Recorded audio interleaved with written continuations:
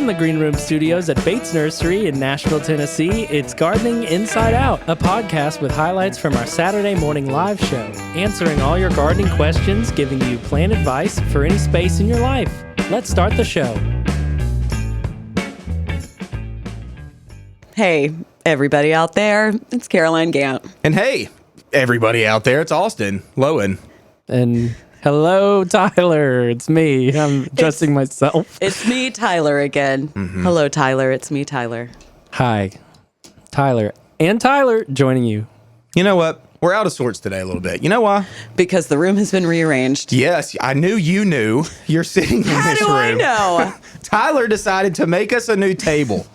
So that's what he's been doing. And now our room is in shambles. We're all sitting in folding chairs. In weird spots in the studio. We got a linear setup right now. We do. I'm in the middle. They're looking at me. We're from both staring at sides. you. Yeah. We're staring you down. Left and right. You know what else? We got a new paint job in the studio. Yes, we did. The new table's going to fit in. It's That going to be... Tyler made with his own two hands and brain.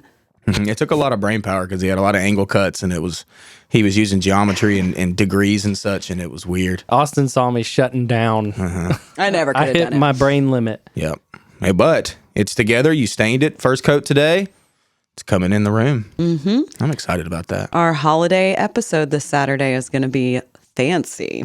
Yes, not only is it all new, but it will be decked. The halls will be decked Yes. for Christmas. God, Christmas is so soon. It is. I'm decorating next my week. Christmas tree tonight, y'all. Haven't done that yet. You haven't done that yet? Nope. At this point, like, should you even? Got to come right back down. I wish you I'm could. going to leave it up until There it is. Valentine's Day. There it is. Well, cool. That'll be fun. Mm-hmm. I don't much like decorating Christmas trees, really. I love it, but I got a Himalayan cedar as my Christmas tree this year in a pot. The old Blue Atlas. So honestly, I didn't need to Carl Fuchs. I didn't need to bring it in variety. that soon. Yeah. So you know what? Now's the right time to bring it in, decorate it, and then you know what I'm going to do after New Year?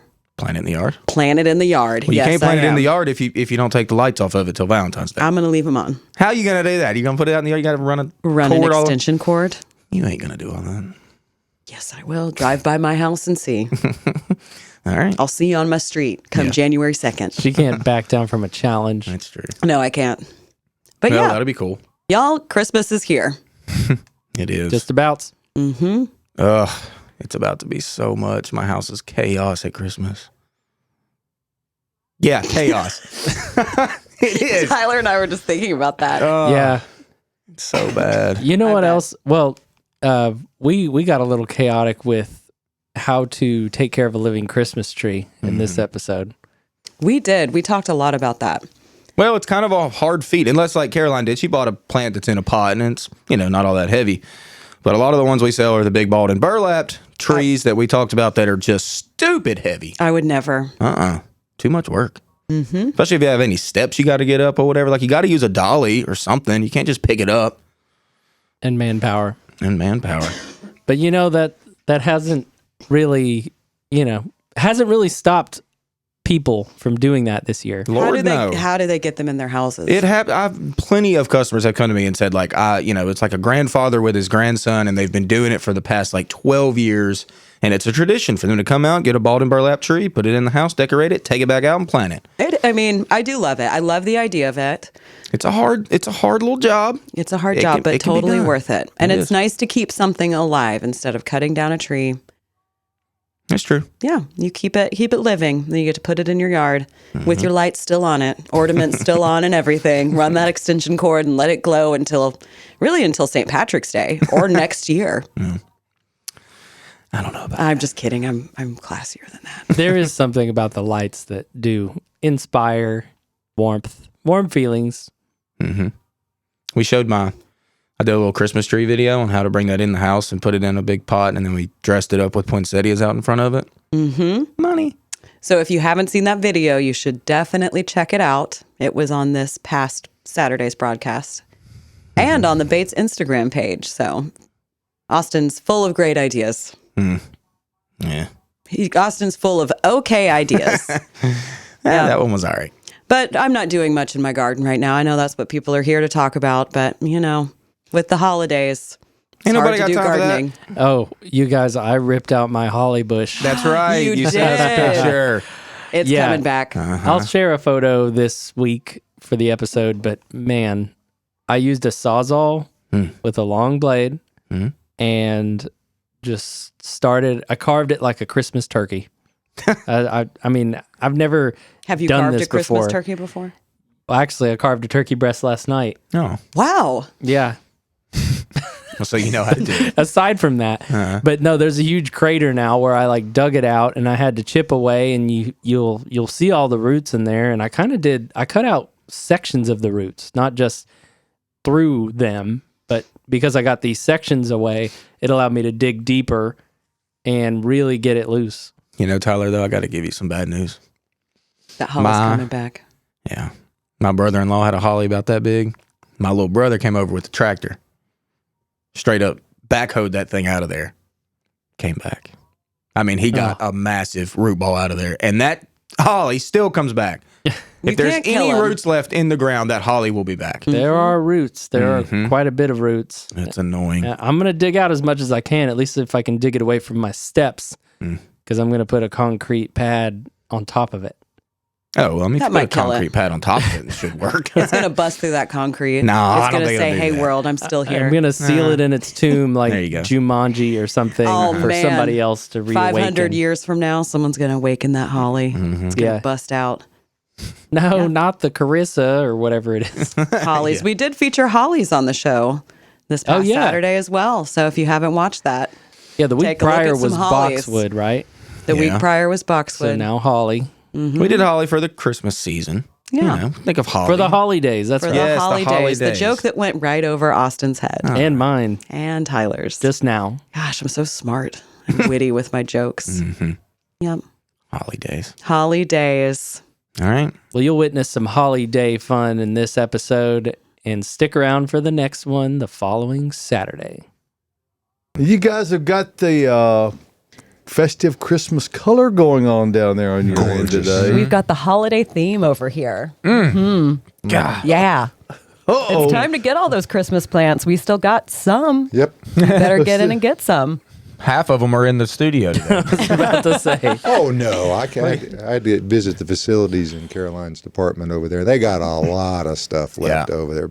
Some beautiful two-tone poinsettias I noticed. Oh, yeah, those marbles. Oh, gorgeous.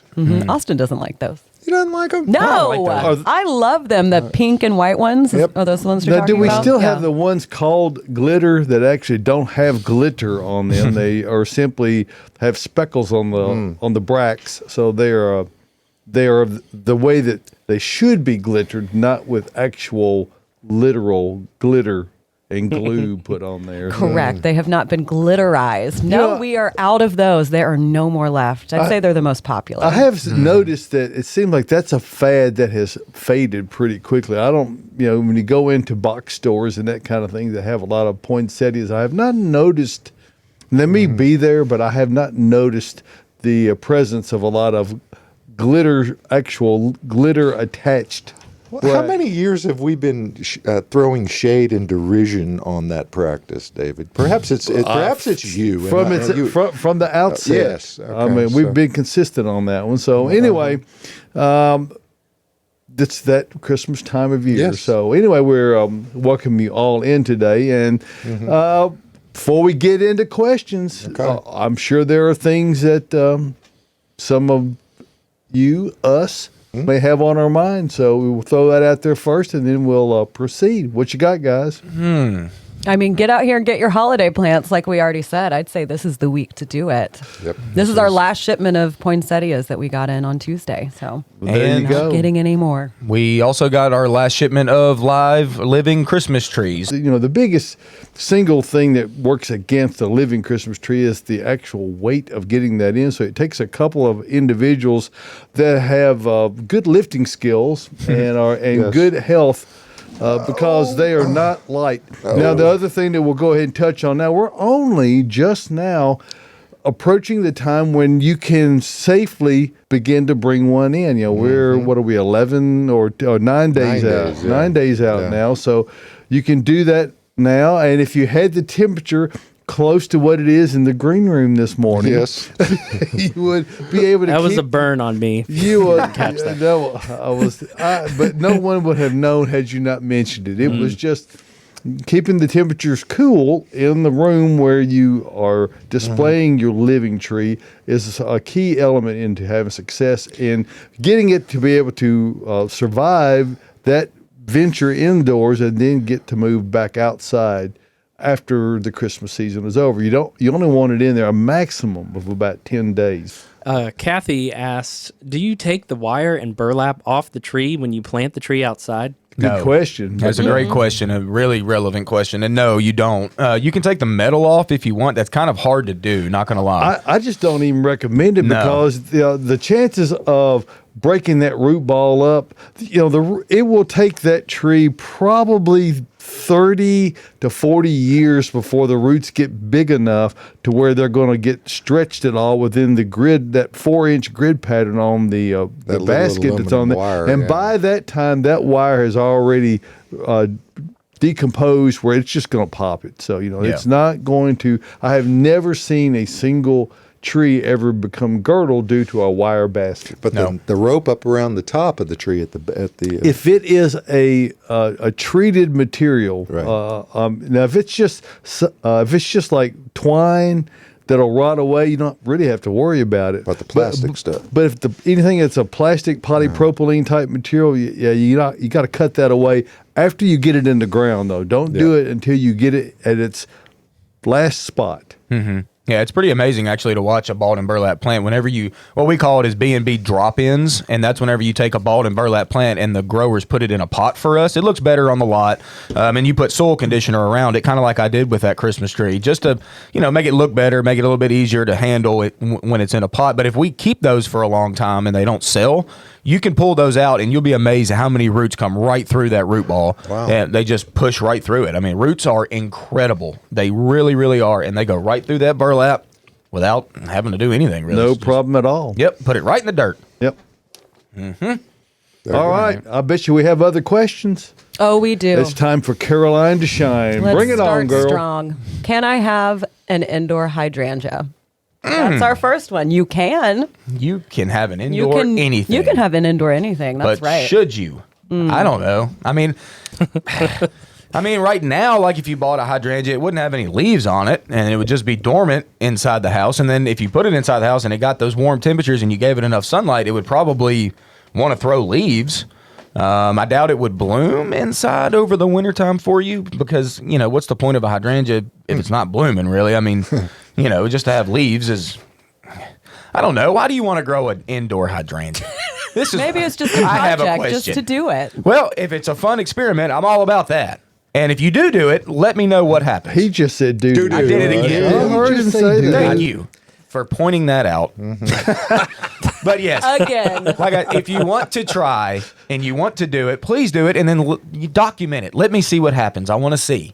Like I said, you can grow anything inside. I mean, all of the indoor plants that Caroline sells and grows is like from South America or Brazil, whatever, and they're tropical plants, and we bring those Madagascar. inside into our Middle Tennessee homes, and they can live. So, why wouldn't a hydrangea live inside? Is it going to live pretty? Is it going to live pretty? That's a good question. That was my question.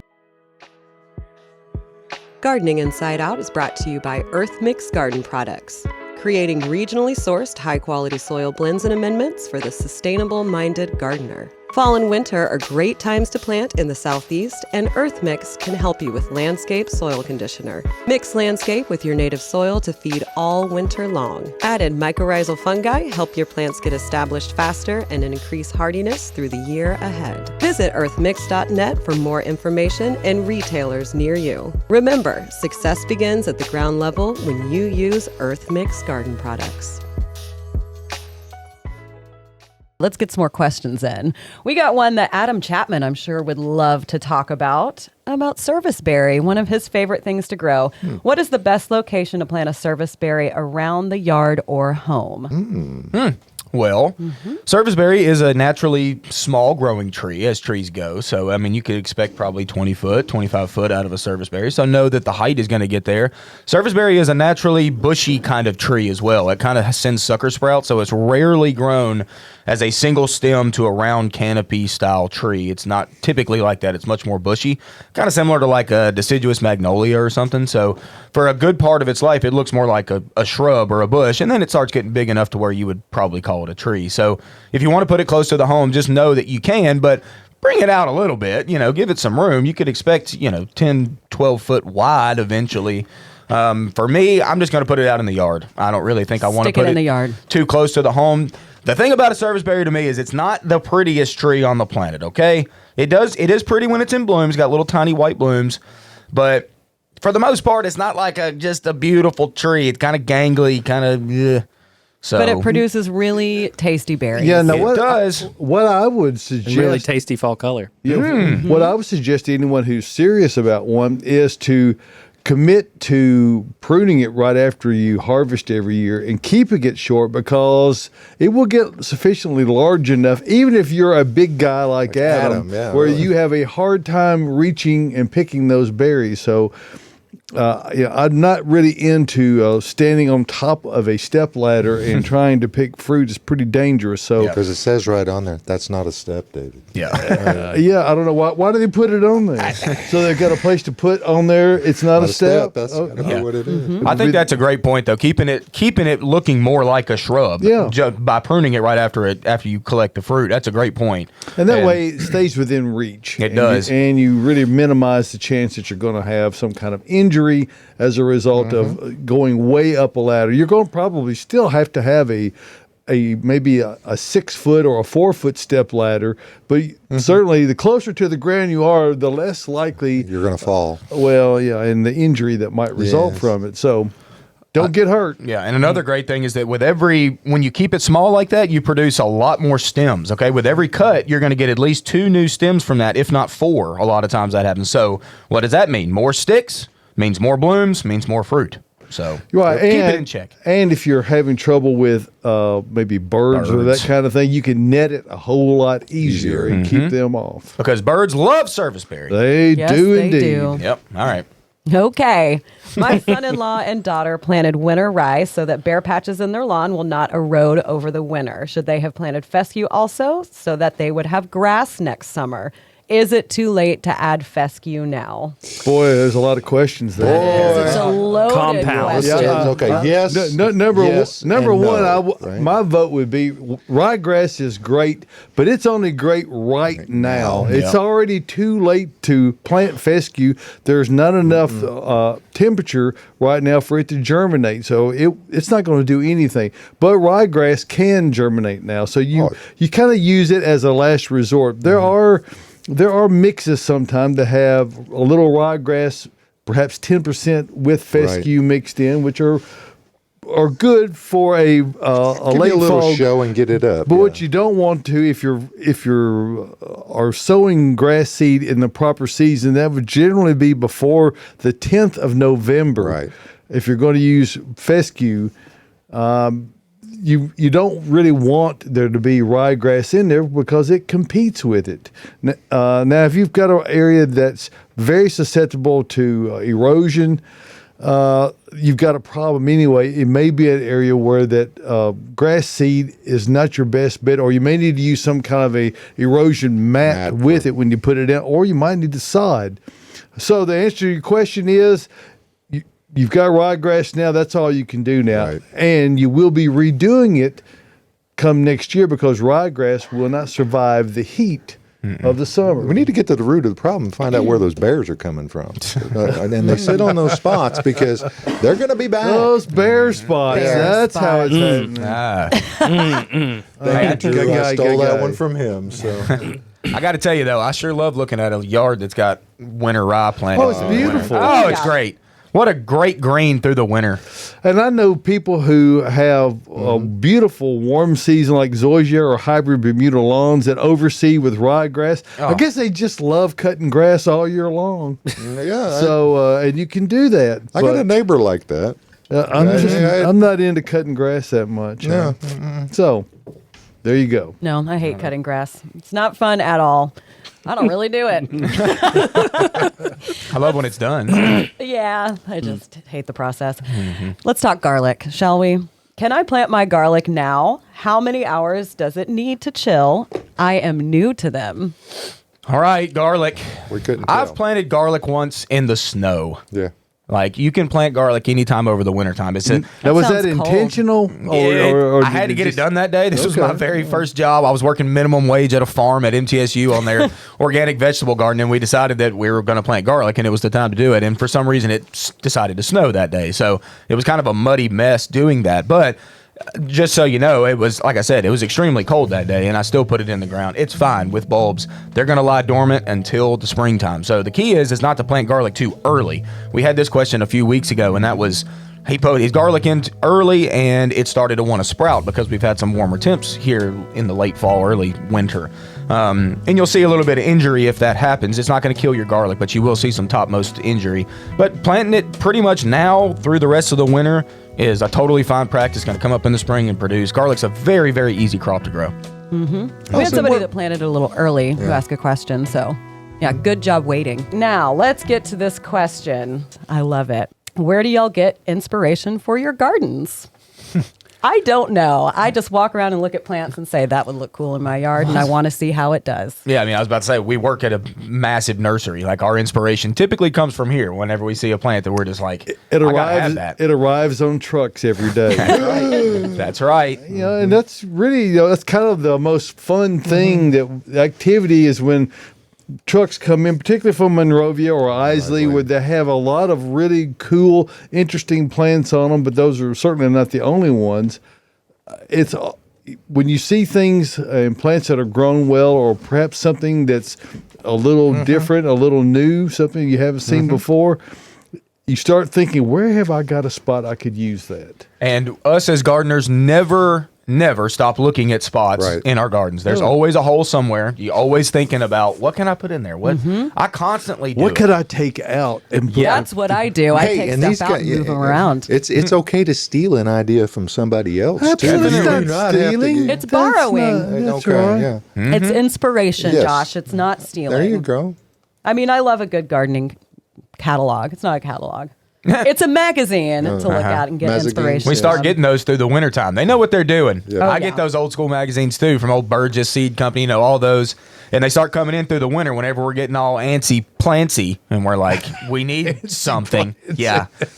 Marlboro Bulb Company has a beautiful catalog. They as do. well, so- Oh, don't even look at bulb catalogs. You will be buying. You just won't even. I mean, when you start looking at beautiful bulb pictures, you're like, okay, yep, I'm getting a packet of 50 of those. You're going to spend all your money. You on it. will. I do sometimes. No, I don't. I'm pretty cheap, actually. My little indulgent gardening self-care is to go at around this time of year to Barnes & Noble and get myself a little coffee, maybe a little treat. And I go to the magazine section. I look at Garden Gate. I look at Fine Gardening. I just Southern Living. Southern living. Yeah, Southern Living. I just plow through all those magazines while enjoying a nice afternoon at the bookstore. Additional support for Gardening Inside Out is brought to you by Bates Nursery and Garden Center, a third-generation nursery located in Nashville, Tennessee, and 20-time recipient for Nashville's Best Garden Center, offering the widest selection of new arrivals for fall, like specimen conifers, Japanese maples, and pansies in nearly every color. Open year-round, minutes from the heart of Nashville in beautiful Whites Creek, Tennessee. Browse their selection online anytime at batesnursery.com. Bates Nursery and Garden Center, beautifying Nashville since 1932. Colin's got a question related to amaryllis. You just leave it in the pot all year? Can amaryllis grow outside here in Zone 7B? Mine do. I Yeah, bring them but in you in the know what? wintertime, though. So, I mean, I bring them in all winter. Put them in the basement. Yeah, I bring mine in too. Yeah. There's Lycoris that looks a lot like amaryllis that definitely perennializes Are there not here. some hybrids like crossed between those, Austin, or am I just imagining that? There may be. I know they're in the same family. They have a different species. They're both Amaryllidaceae, which is the family that they're in. So I would Right. assume they could probably cross. I don't know of that yet, though. I have not seen it. But If you want the amaryllis look, you can go with what's the common name? I'm blanking. For surprise lilies. Yes. That's what they are. yeah. Is Lycoris, and they come up looking a lot like They amaryllis. do look a little bit like amaryllis, yeah. They Yeah, look they do. wild. They're very tall and they come up with Okay. no foliage out of the ground, hence the surprise. Yeah. They just pop up, and they're kind of random. Well, they're not random when they pop up, but it's a weird time of year that I can't think of. Well, they come out green first, and then as the summer draws on, they lose their foliage, and then after that, a stalk just surprises you with four. says, "Hey." I have seen Here I am. people passed out in the yard because they were like the fainting goats of gardeners. Yeah. They get surprised by a lily and it just Oh my puts them gosh. out. Is she okay? Oh yeah, she's fine. She just got surprised by the lilies. Yeah. Surprised by flowers, it happens. I've got a couple of things here on the Facebook page. Joan is wondering if we have do garden centers ever sell mistletoe? She says she's never seen it anywhere but in the wild. Now I've seen it in places. It's usually in a little small packet, Yeah. but just enough to hang up over the doorway. Yep. Yep. I don't think we have had any this season, have we? No. No. You know, it's one of those things that in order to get it, you kind of have to go out and collect it. Right. Yeah. And anybody And it's who's up ever high. collected mistletoe is you tend to either get nothing or way too much. Way too much. So You need one of those electronic. They've got a laser sighted. Just to It's be a able to- slingshot now. Oh yeah, man! Supposedly, I've got one of those. Shoot it Yeah. out of the top of the tree. Or you can come to my house after a windstorm because I have it all in my.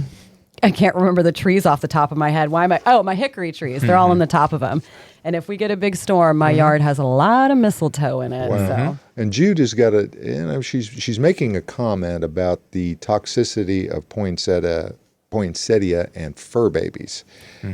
yeah, you do want to It's keep them legit. away from your pants. Your pants I definitely would. from your pets.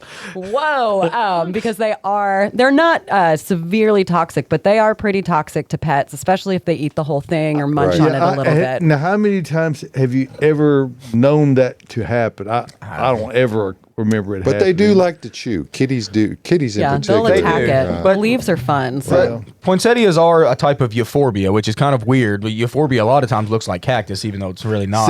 See, cats misread that. They think it says euphoria. Yeah. Yes, Right. that's what it is. Well, but They the get thing it about wrong. euphorbia across the whole board is that whenever you break a leaf, a stem, whatever part you open, it's going to Milky. send out this milky latex Yeah. substance that typically animals don't really like in their mouth. It's kind of like glue almost, like white Elmer's glue. I think comes out. that Yeah, it gets sticky. that keeps them from getting a lethal dose. Typically, They go, yes. good. But they Yeah. yak all over the. Yuck. Yeah. Yeah, they will do that.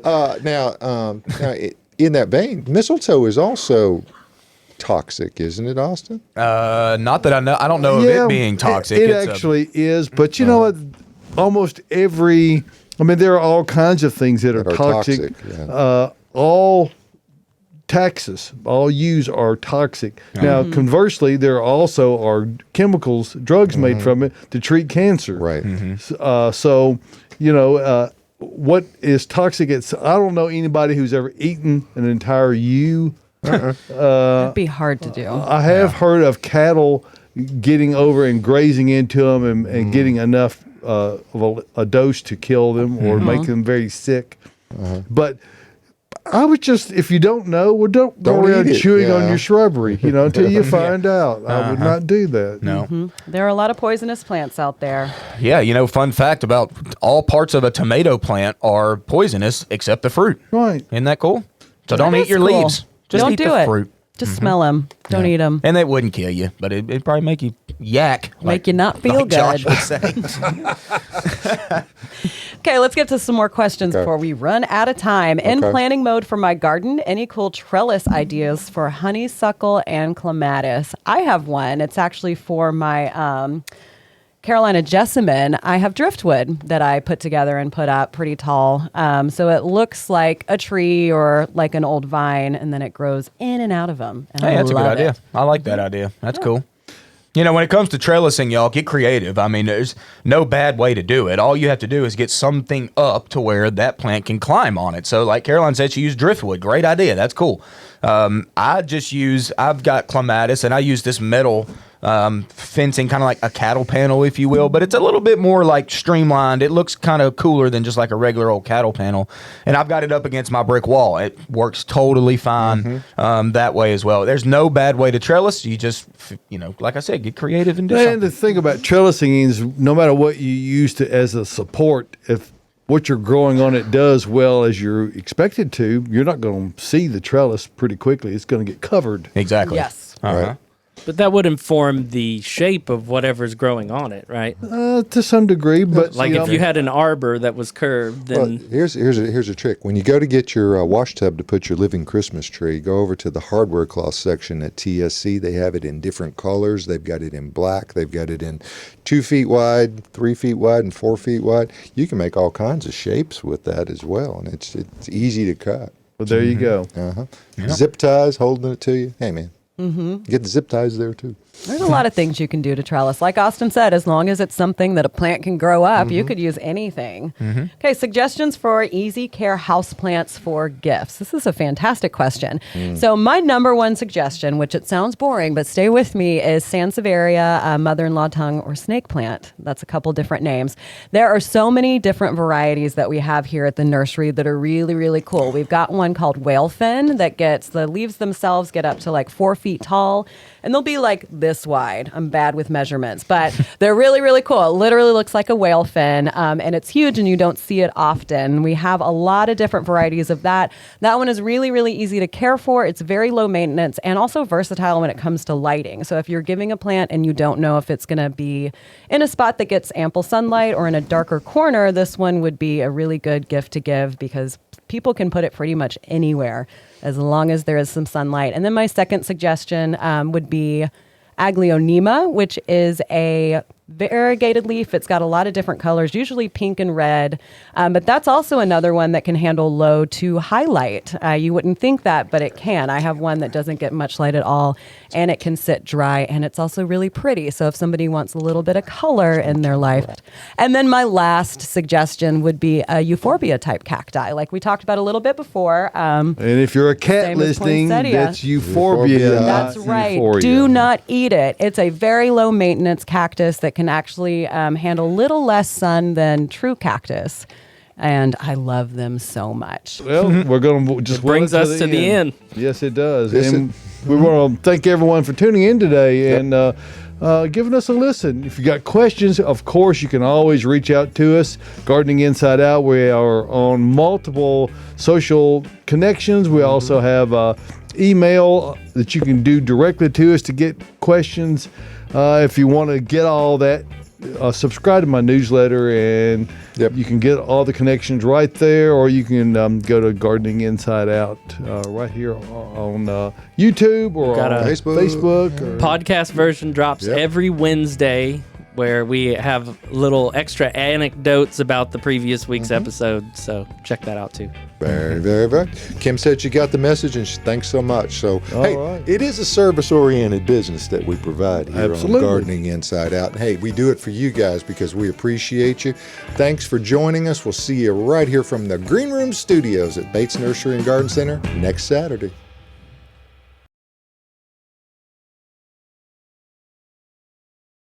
Thank you for tuning into the Gardening Inside Out podcast. If you're looking for more information or more from your hosts, don't forget that we have a live Saturday morning broadcast, 8 a.m. Central Time, on YouTube and Facebook. You can also follow us on our Instagram channel. That's @Gardening Inside Out for more posts, reels, and in-depth dives to topics and things we've discussed on the show. If our content resonates with you, consider giving us a follow, like, and subscription on all of our social media pages. See you next time.